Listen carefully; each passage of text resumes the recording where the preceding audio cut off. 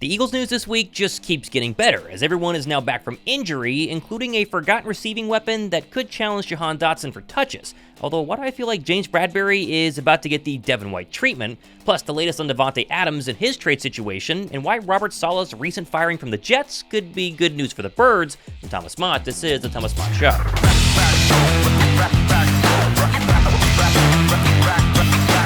Not only did we get the news yesterday that both DeVonta Smith and A.J. Brown were back at practice yesterday, and also expected to play on Sunday versus the Browns, we just got confirmation late last night that superstar right tackle Lane Johnson has been cleared and ready for action against Cleveland and Myles Garrett this weekend. It's worth noting the Eagles are 91-54 when Lane Johnson plays, and as you know, just 14-23 without the anchor on the right side, which includes last week's loss to the Bucs, where Jalen Hurts was sacked a season-high 6 times. All this injury news is hitting at exactly the perfect time coming off the bye. Can we get 1,500 likes for AJ being back, DeVonta Smith being back, and Lane Johnson? Drop a like down below. Also mentioned yesterday, if you missed it, giving away the Hurts Barkley t-shirt you see right here on yesterday's show. You got to go comment, be subscribed on that one, linked in the pinned comment. I'll give that one away officially on Thursday's show. Now, quick follow-up on yesterday's show, announcing Sidney Brown officially designated to return to practice. Well, he's pretty excited about it for one, posting on Instagram this picture with the quote, "It's time," although we likely won't know exactly when the Eagles plan to get him on the field and actually in a game once the Birds get back in front of the media and explain the full-on plan.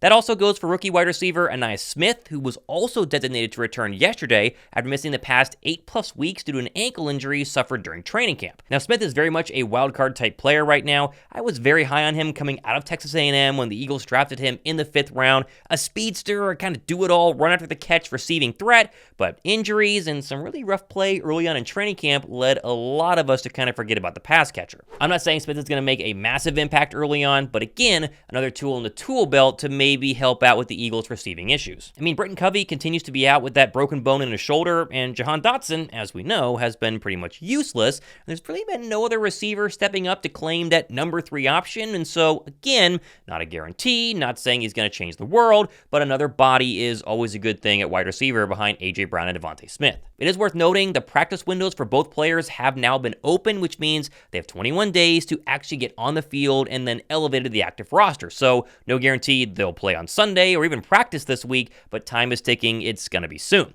Interesting, though, James Bradberry was not activated off of IR yesterday. Not really sure why. Thought by now he'd be healthy. He's been out for a very long time. Maybe he's being added to the Devin White list of guys we won't ever see again. Who really knows? Now, really quickly, about a month ago, you might remember me partnering with this new whole-body deodorant company called Mando. And after using Mando's deodorant, their body wash, their bar soap, and their Mando deodorant wipes, I gotta say, their ability to keep me fresh is easily the best I've used. Mando was created by a doctor who saw, really firsthand, just how badly we've been mistreating normal BO. Their Mando whole body deodorant, it's super smooth and goes on completely clear on your skin, like you can't see it at all. Plus, it's clinically proven to control odor better than just a regular shower with soap alone. Now, I went ahead and stuck with my original starter pack bundle this time because I loved all the scents, but they have a bunch of other great scents that are really unique, including Bourbon Leather, Clover Woods, Mount Fuji, and Pro Sport, plus even an unscented option. This is my second order of Mando products, and honestly, I went for the exact same scents. I went Mount Fuji in terms of the deodorant, and Mount Fuji in terms of the acidified cleansing bar because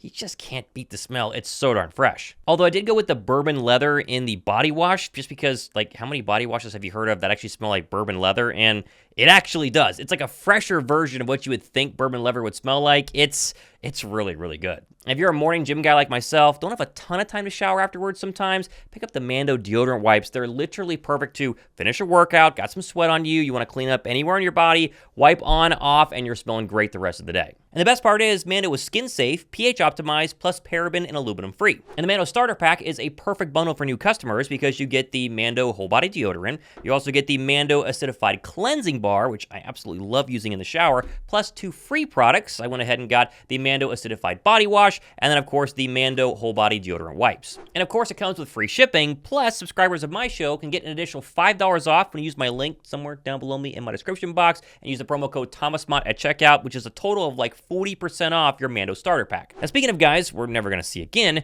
how about the Jets firing head coach Robert Saleh this morning after a very disappointing 2-3 start to what was very much, and I guess still is, an all-in season for the Jets. And I think this does have some ramifications for the Bird situation with Nick Sirianni.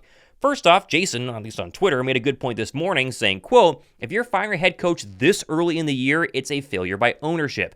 These are changes that should be made in the offseason. Getting talked into give him one more chance is just bad for the organization and the coach too, which doesn't make me feel that great about Nick Sirianni, but maybe that means he won't be fired during the middle of the season like a lot of us think he will. Either way, the whole Aaron Rodgers, Robert Saleh situation is continued proof every single year that it's almost impossible to win if the head coach and quarterback don't like each other, which is something we are hoping is not true in Philadelphia.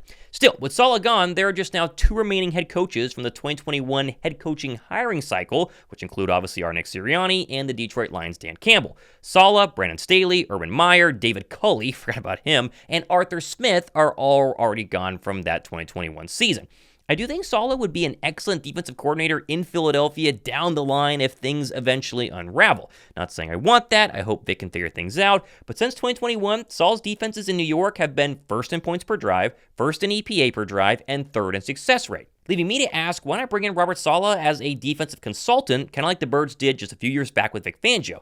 Again, Saleh is solid and was the head coach presiding over Bryce Huff's best season last year in New York, so maybe he could come in, explain why we're using him wrong, and help us out in any way possible. Although there is one Eagle who might not want Saleh anywhere near Philadelphia in Mekhi Becton, who posted and then quickly deleted the funeral meme on his Twitter this morning, so yeah, probably not a fan of bringing him in. Now, with the Saleh firing, the next domino to fall is definitely going to be the Davante Adams trade, which might not affect Philadelphia directly, but still is probably happening very, very soon. Kay Adams, for instance, confirmed late last night that Davante Adams was scheduled to be on her show today, but then backed out last minute, saying, quote, sorry about that, but stay tuned with the little eyes emoji. My guess is Adams does end up a Jet since Aaron Rodgers is seemingly the de facto head coach and GM of that organization, but as I mentioned on the show last week, I think, keep an eye on the Adams domino helping to push the Son Reddick domino down as well, both of which are probably going to happen very soon. Now, yesterday I mentioned just how bad Deshaun Watson has been for the Browns and how I fully expected Cleveland to bench Watson, play Jameis Winston, and try and kickstart that anemic offense versus Philly this week. I mean, this season alone, Watson has yet to throw for 200 yards, and I went back in time and found the last time he threw for over 300 yards was Week 17 of the 2020 season in a loss versus the Titans. So, yeah, he's been very bad for a long time, and I'm not sure that's getting any better. However, if you believe their head coach Kevin Stefanski yesterday, Watson will be their starter on Sunday. They are not benching him versus the Birds. Given the struggles of the offense, how soon do you think significant changes are needed? And is the quarterback change something that you'll consider? Yeah, we're not changing quarterbacks. We need to play better. I need to coach better. And that's really what it is. Which I hope is true. Again, Deshaun Watson has been terrible, and the one thing the Eagle defense needs is a little bit of a not helpful game, not easy game, but a get-right game. I think the Eagles in general need a get-right game versus the Cleveland Browns. We haven't had a double-digit win since that Dolphins win, what was it, Week 6, Week 7 of last year. That means you've not had a Sunday where your heart was not palpitating like crazy in a very, very long time. If Watson continues to play bad, hopefully he doesn't just turn into a MVP, all-pro type player like he once was just for 1 week against us, it'll help out the Eagles defense, get some sacks, get back on track, and hopefully kind of kickstart this season back in the right direction. Now, we have plenty more stuff happening the next couple of days and weeks, as you can expect. Obviously, plenty of shows, and our Wednesday link live tomorrow night, 7:30 p.m. Eastern Time, myself and Josh Davis, and of course, the giveaway for the Hertz Barkley t-shirt. The winner will be announced on Thursday. Pin comment is where you need to go. Yesterday's video, drop a comment that includes the word Saquon Barkley, and you will go ahead and be entered on that as usual. Again, Thomas Mott hanging out here on a Tuesday. This has been the Thomas Mott Show.